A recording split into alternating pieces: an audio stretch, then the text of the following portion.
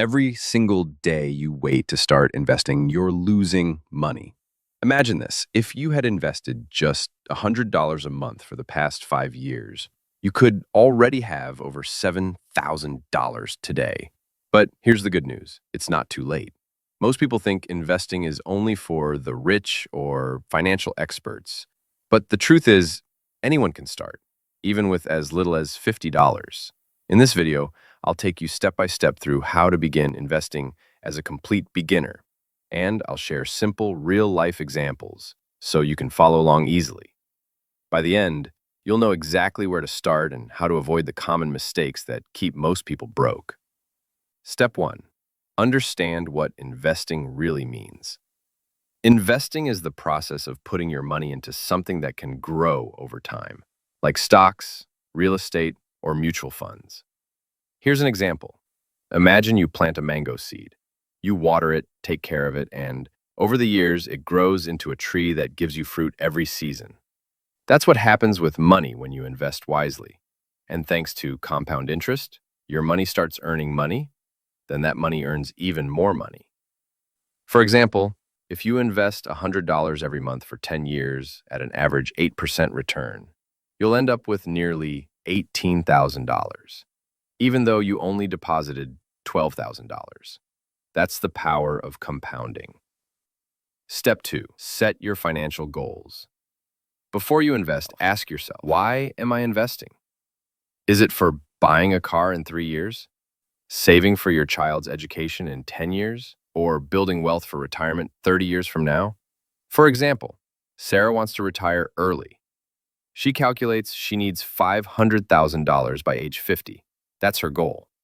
Knowing this helps her decide how much to invest and for how long. Your goals decide how much risk you should take. Short-term goals need safer investments. Long-term goals can handle more risk because they have time to recover from market ups and downs. Step 3, know your investment options. Now let's talk about where you can actually put your money. There are 3 main types of investments beginners should know. 17, stocks. You're buying a small part of a company. For example, if you own Apple stock, you literally own a tiny piece of Apple. Stocks have high returns but can be risky. ETFs and mutual funds. Instead of buying one company's stock, you buy a basket of many companies. This spreads your risk. For example, Step 4, open an investment account. To invest, you'll need an account called a brokerage account. Think of it like a digital wallet where you can buy and sell investments. For example, John opens an account on Vanguard, connects his bank, and transfers $200 to get started. Now he can buy his first ETF with just a few clicks. Step 5. Start small and be consistent. You don't need thousands of dollars to begin. Start with whatever you can, $50, $100, it doesn't matter. Use a strategy called dollar cost averaging, DCA.